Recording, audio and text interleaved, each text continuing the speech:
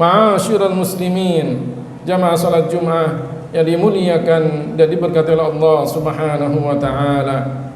Ketika Rasulullah sallallahu alaihi wasallam berada di Madinah, beliau melihat orang-orang Yahudi sedang berpuasa pada tanggal 10 Muharram. Maka Rasulullah sallallahu alaihi wasallam bertanya, "Ma hadza minas shaum?" Puasa apakah ini? Kemudian mereka mengatakan bahwa di hari ini Allah Subhanahu wa taala menyelamatkan Nabi Musa dan pengikutnya dari bala tentara Fir'aun. Dan Allah Subhanahu wa taala menyelamatkan Nabi Nuh dari air bah yang begitu besarnya. Karenanya kemudian Nabi Musa dan Nabi Nuh berpuasa sebagai syukur kepada Allah Subhanahu wa taala. Maka Rasulullah sallallahu alaihi wasallam mengatakan, "Nahnu ahaqqu bi Musa wa ahaqqu bi shaumi hadzal yaum." Kami lebih berhak tentang Nabi Musa daripada kalian, dan kami lebih berhak untuk puasa pada hari ini. Hari itu adalah hari Ashura, hari 10 Muharram, di mana Allah Subhanahu wa taala memberikan fadilah kepada orang-orang yang berpuasa pada Ashura. Rasulullah sallallahu alaihi wasallam ketika beliau ditanya tentang puasa Ashura, beliau mengatakan yukaffirus sanatal madiyah, bisa meleburkan dosa-dosa 1 tahun yang sebelumnya.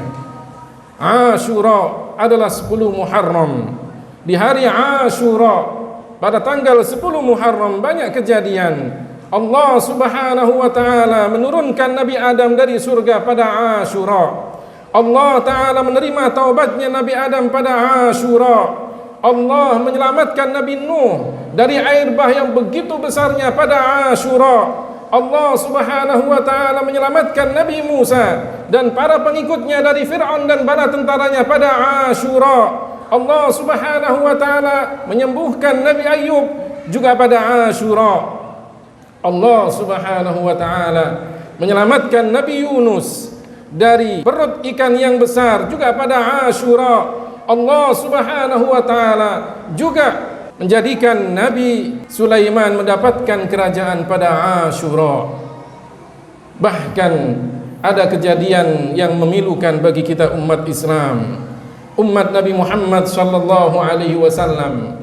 Pada Ashura, tepatnya pada hari Jumat di tahun 61 dari hijrahnya Rasulullah sallallahu alaihi wasallam, di daerah bernama Karbala, terbunuhnya cucu Rasulullah sallallahu alaihi wasallam yang bernama Husain.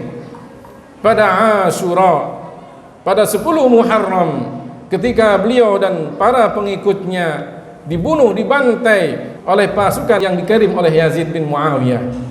Inilah kejadian yang memilukan bagi kita umat Islam.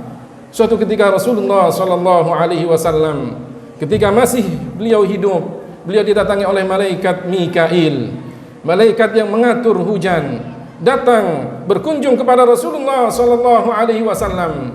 Kemudian Rasulullah mengatakan kepada istrinya yang bernama Ummu Salamah, "Wahai Ummu Salamah, tutuplah pintu ini dan jaga jangan sampai ada yang masuk ke ruangan ini." Rasulullah sallallahu alaihi wasallam ketika itu bersama Mikail.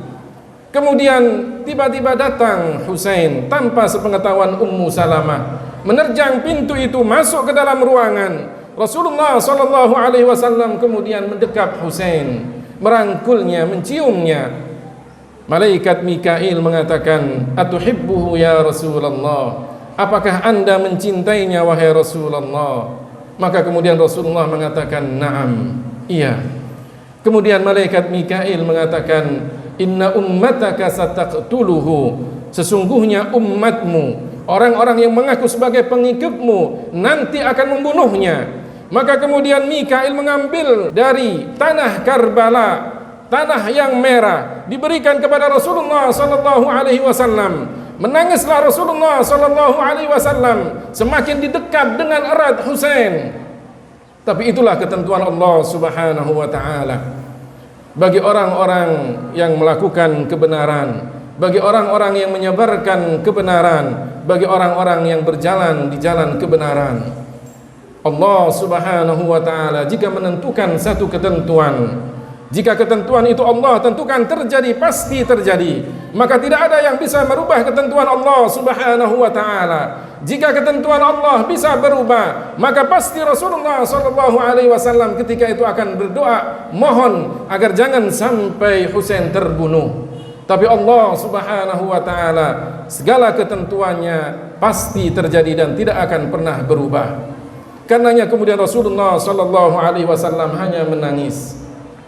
Dan benar apa kata malaikat Mikail, di Asyura 10 Muharram di Karbala Sayyidina Husain terbunuh dengan 34 luka berada di badannya dan 33 memar yang ada di dalam badannya. Bahkan kepalanya dipenggal, dipisahkan jasadnya dari kepalanya. Itulah apa yang terjadi pada Sayyidina Husain. Kita pun mengatakan bahwa itulah jalan yang telah Allah Subhanahu wa taala tentukan pada cucu Rasulullah sallallahu alaihi wasallam. Salah seorang cucu yang sangat dicintai oleh Rasulullah sallallahu alaihi wasallam. Bahkan ketika Rasulullah sallallahu alaihi wasallam berada di atas mimbar, jika kemudian datang Hasan ataupun Husain ke dalam masjid, maka Rasulullah sallallahu alaihi wasallam turun dari atas mimbar untuk kemudian mengambil Hasan ataupun Husain, menggendongnya naik ke atas mimbar. Begitu senangnya, begitu cintanya Rasulullah sallallahu alaihi wasallam kepada Hasan dan Husain. Bahkan Rasulullah sallallahu alaihi wasallam mengatakan bahwa Hasan dan Husain sayyida syababi ahlil jannah. Hasan dan Husain adalah dua orang anak muda yang menjadi pemimpin para pemuda di dalam surga. Inilah kemuliaan Hasan dan Husain, cucu Rasulullah sallallahu alaihi wasallam. Tapi Allah Subhanahu wa taala telah menentukan bahwa orang-orang yang berjalan di jalan kebenaran pasti diuji oleh Allah Subhanahu wa taala. Lihatlah Nabi Nuh alaihi salam, 950 tahun beliau berdakwah, hanya 80 orang yang ikut dalam ajarannya. Lihatlah Nabi Ibrahim alaihi salam yang kemudian dilemparkan dalam api yang begitu besarnya oleh kaumnya. Begitu pula nabi-nabi yang lainnya. Bahkan ada Nabi Yahya yang disembelih dengan pisau, dan ada Nabi Zakaria yang gergaji sampai terbelah menjadi dua badannya. Itulah jalan bagi orang-orang yang senantiasa menyebarkan dakwah kebenaran. Bahkan Rasulullah sallallahu alaihi wasallam berapa banyak beliau kemudian dicelakai, dianiaya oleh orang-orang kafir Quraisy. Tapi Allah Subhanahu wa taala mengatakan di dalam Al-Qur'an, innama yuwaffas sabiruna ajrahum bighairi hisab.